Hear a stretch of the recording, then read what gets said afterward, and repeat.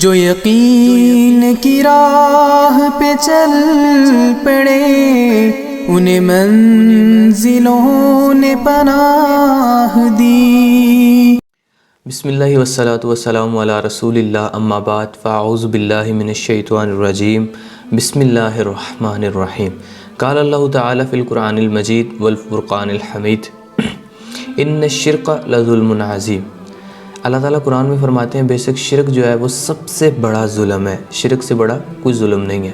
آج ہم بات کرنے لگے ہیں شرک کی نوعیت پر، اس کی بناوٹ کیا ہے، شرک اصل میں ہے کیا، شرک کس کو کہتے ہیں۔ اکثر بہت سارے ایسے سوالات ہیں جہاں پر ہم اس چیز پہ غلطی کرتے ہیں اور بہت سی ایسی اگزامپل دے کے لوگوں کو بتانا چاہتے ہیں بھئی یہ شرک نہیں ہے، یہ شرک ہے، یہ شرک نہیں ہے، یہ شرک ہے، تو پتہ کیسے چلے گا کہ شرک اصل میں ہے کیا۔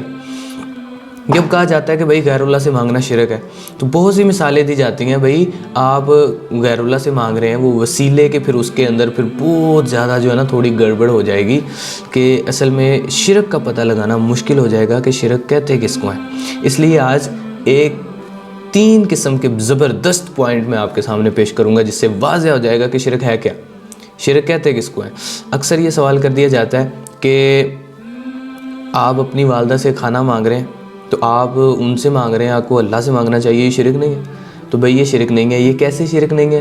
تو پھر آپ جب ولی اللہ اولیاء سے جا کے قبروں سے اولاد مانگتے ہیں تو وہ مانگتے کہتے ہیں اصل میں ہم اللہ سے ہی ہیں، لیکن ان کو وہ وسیلہ بناتے ہیں۔ یہ ساری باتوں کی آڑ میں جو شرک ہو رہا ہے اس کو آج انشاءاللہ ڈیفائن کریں گے۔ تو 3 پوائنٹ، اب وہ 3 پوائنٹ کون سے ہیں؟ وہ 3 پوائنٹ میں سب سے پہلے آپ نے دیکھنا ہے شرک کے اندر کہ موجود ہے، دوسرا پوائنٹ زندہ ہے، اور تیسرا پوائنٹ کہ قادر مطلق ہے اس کے اوپر، وہ اس چیز کی طاقت رکھتا ہے کہ وہ آپ کو چیز دے سکے۔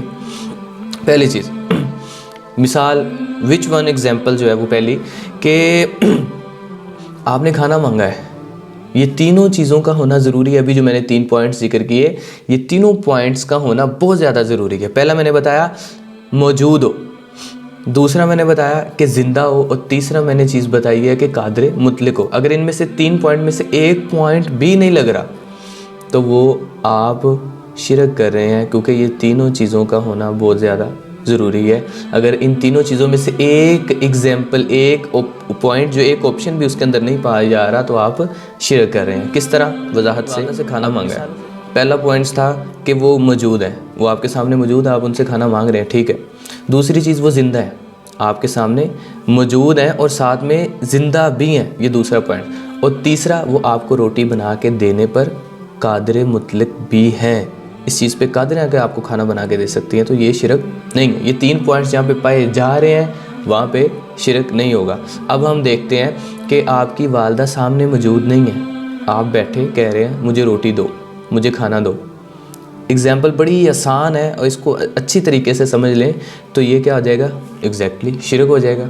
دوسرا آپشن، آپ کی والدہ آپ کے سامنے موجود ہے لیکن زندہ نہیں ہے، آپ ان سے کہہ رہے ہیں کھانا بنا کے دو، ظاہر ہے نہیں دے سکتی، ٹھیک ہے۔ تو یہ اگر یہ ان میں سے کوئی بھی آپشن نہیں ہے، یہ اپنی اب دوسری ایگزامپل پہ چلے جاتے ہیں کہ قادر مطلق نہ ہونا۔ اب ایک بندہ ہے، آپ قبر پہ گئے ہیں اور وہ آپ کے سامنے موجود ہے، آپ سمجھ رہے ہیں حالانکہ موجود نہیں ہے، وہ قبر کے اندر ہے یا نہیں ہے یہ اللہ تعالیٰ بہتر جانتے ہیں، یا شاید وہ خاک بن گیا وہ مٹی کے ساتھ، یہ نہیں بھی بنا، تو آپ کے سامنے چلے ایک آپشن لگا لیتے موجود ہے لیکن وہ زندہ نہیں ہے۔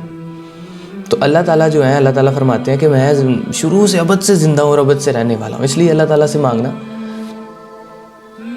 اس کے برعکس جو ہے نا وہ آپشن آ جاتا ہے کہ اللہ تعالیٰ سے مانگنا چاہیے کیونکہ وہ زندہ بھی ہے، وہ موجود بھی ہے اور دینے پر قادر بھی ہے۔ اب یہاں پہ آپ نے جا کے مانگا ہے کہ آپ کے قبر کے اندر آپ اولاد مانگ رہے ہیں، کسی سے قبر کے اندر ہے وہ شخص، تو کسی بھی شخص سے، کسی بھی ولی سے، کسی بھی صحابی سے، کسی بھی بہت بڑے اولیاء اللہ سے آپ مانگ رہے ہیں اولاد، تو وہ آپ کے سامنے موجود ہے لیکن زندہ نہیں ہے، تو یہ شرک ہو گیا۔ اور تیسرا آپ اسے اولاد مانگ رہے ہیں، وہ دینے پر قادر بھی نہیں ہے۔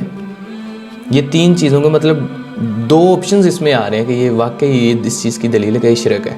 یہ 3 آپشن جو ہے زندہ ہونا، موجود ہونا اور دینے پر قادر ہونا۔